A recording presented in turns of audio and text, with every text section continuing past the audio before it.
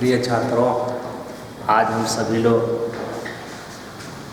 विषय हिंदी कक्षा 10 के विद्यार्थियों का अध्ययन चल रहा है, जिसमें हम आज सूरदास के पदों का अध्ययन करेंगे, जिसमें आप इससे पहले के पद्यांशों का अध्ययन कर चुके हैं। आज हम सभी लोग जो 6 नंबर का पद्यांश है, छठा पद्यांश है, छठे पद्यांश को आज हम अध्ययन करेंगे। इससे पहले पुनः आपको हम इस पाठ का सूरदास के जो पद हैं, यह पद कहाँ से लिया गया है, आज इस संदर्भ में आपको स्पष्ट रूप से बता देना चाहता हूँ। यह पद सूरसागर से लिया गया है। सूरसागर के ये पद है, जो पहला पाठ आप कक्षा 10 के जो छात्र अध्ययन करते हैं, पद सूरदास जी का यह पद है, सूरसागर से लिया गया है, जिसमें संदर्भ आप देख लें। यह पद सूरदास द्वारा रचित सूरसागर नामक ग्रंथ से हमारी पाठ्य पुस्तक हिंदी के काव्यखंड में संकलित पद नामक शीर्षक से उद्धृत है या लिया गया है। इसके बाद से हम इस पद्यांश का अध्ययन करेंगे। पद्यांश है आपका सखी री मुरली लीजय चोरी, और यहाँ से लेकर के राग की दूरी तक के जो गद्यांश हैं, इस गद्यांश की हम व्याख्या करेंगे। यहाँ पर व्याख्या करेंगे, आप गौर से सुनेंगे। अपनी अपनी पुस्तक को खोल लें, खोल करके आप ध्यान से जो है इस पद का संकलन करें और आप इसके अर्थ को जानने का प्रयास करें। लिखा है, सखी री मुरली लीजय छोरी। यहाँ मुरली गोपियों की सौतन के समान दिखाई दे रही है, इसलिए गोपियाँ एक दूसरे सखी से, एक गोपी दूसरे सखी से कह रही है, गोपी से कह रही है कि हे सखी, सखी री मुरली लीजय चोरी। हे सखी, भगवान कृष्ण की जो मुरली है, जो हमारे प्रेम में बाधा उत्पन्न कर रही है, इसे हमें चुरा लेना चाहिए। जिन गोपाल किन्हे अपने बस प्रीत सबनी की तोरी। जिस कृष्ण को यह मुरली अपने बस में कर ली है, प्रीत सबनी की तोरी, और हम लोगों की जो प्रेम है वह बाधा बन करके, यह मुरली बाधा बन करके जो है हमारे प्रेम को तोड़ रही है, बाधा उत्पन्न कर रही है। छिन एक लिखा है, छिन एक घर भीतर निशिवास धरत न कबहू छोरी। अर्थात क्षण भर के लिए इस मुरली को कृष्ण घर के भीतर नहीं रखते हैं। फिर लिखा है निशिवासर, निशिवासर माने दिन रात, दिन रात धरत कबहू न छोरी। दिन रात जो है ये अपने पास रखे रहते हैं, इसे कभी छोड़ते नहीं हैं। कबहू कर, कभी इस मुरली को, अब गोपियाँ कहती हैं, कभी इस मुरली को अपने हाथ में लिए रहते हैं, कभी अधरण, अधरण माने होता है ओठ, तो कभी अपने ओठों पर लगा करके रखते हैं। कटी कबहू खोसत जोरी, कभी अपने कमर में जो है इस मुरली को रखते हैं।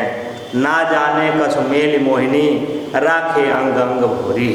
ना जाने यानी किस, ना जानो कछु मेल मोहिनी, यह जो मुरली है किस मोह से भगवान कृष्ण को अपने बस में कर रखी है। राखे अंग अंग भोरी, भगवान कृष्ण को अपनी ओर प्रभावित कर ली है। सूरदास जी कहते हैं, सूर प्रभु को मन सजनी। सूरदास जी यहाँ अंतिम पंक्तियों में देखिए स्पष्ट रूप से लिखे हैं, बंसी ने कौन सी मोहनी मंत्र भगवान कृष्ण पर चला दिया है, जिससे पूर्ण रूप से कृष्ण उसके बस में हो गए हैं। भगवान कृष्ण उसके बस में हो गए हैं। किसके बस में? मुरली के बस में हो गए हैं। सूरदास प्रभु को मन सजनी बाधियों राग की डोरी। फिर अगली पंक्तियों में सूरदास प्रभु को मन सजनी बाधियों राग की डोरी। अब देखिए सूरदास जी कहते हैं, गोपियाँ कह रही हैं कि हे सजनी, इस वंशी ने श्री कृष्ण का मन प्रेम की डोरी से बांध कर कैद कर लिया है। इस मुरली ने भगवान कृष्ण को अपने वश में कर लिया है, प्रेम रूपी धागे से बांध करके उन्हें अपने वश में कर लिया है। ये आपका छठा गद्यांश आपका समाप्त हुआ। अब पुनः जो है सातवें पद्यांश का अध्ययन करेंगे। सातवां पद्यांश हमारा है आपका उधो मोहि ब्रज बिसरत नाही। यह प्रसंग है बहादुरों, यह प्रसंग कहाँ का है? जब भगवान कृष्ण के पास उद्धव जी हैं और उद्धव जी से कृष्ण अपने मन की बात को यहाँ बता रहे हैं। क्या कह रहे हैं? उद्धव मोहि ब्रज बिसरत नाही। यहाँ उद्धव मोहि ब्रज बिसरत नाही। यहाँ भगवान कृष्ण उद्धव से कहते हैं कि हे उद्धव, कहते हैं कि हे उद्धव ब्रज बिसरत नाही। ये जो ब्रजवासी हैं उनकी जो ध्यान है वो हम उससे अब भुलाया नहीं जाता। उद्धो मोहि ब्रज बिसरत नाही। ब्रज की जो सारी बातें हैं वह हमसे भुलाया नहीं जाता है। वृंदावन गोकुल उपवन सघन कुंज की छाएं। वृंदावन की गोकुल उपवन की जो छाया है, सघन कुंज की छाएं, और सघन मने होता है घने, कुंज मने जो वृक्षों की छाया है वह हमें जो है कभी सुंदर वृक्षों की छाया डालियाँ जो हैं वह हमें कभी भुलाया नहीं जाता है। प्रात समय माता जसमती और नंद देख सुख पावत। प्रातः काल होते ही माता यशोदा और नंद हमें देख करके आनंदित होते थे, सुख पाते थे। माखन रोटी दहे सजायो अति हित साथ खवायो खवावत। माखन रोटी यहाँ लिखा गया, भगवान कृष्ण कहते हैं प्रातः काल होते ही माता यशोदा माखन रोटी और दही सजा करके जो है हमें खिलाती थीं।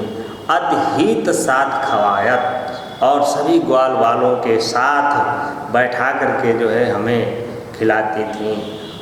गोपी ग्वाल बाल संग खेलत सब दिन हंसत सिरात। यहाँ भगवान गोपी ग्वाल बाल संग खेलत, भगवान कृष्ण कहते हैं कि गोपियों के साथ और ग्वाल बालों के साथ जो है दिन भर खेलने का अवकाश रहता था। दिन भर खेलते थे, सब दिन हंसत सिरात, और सब दिन हम लोग आपस में मिलजुल करके खेलते रहते थे।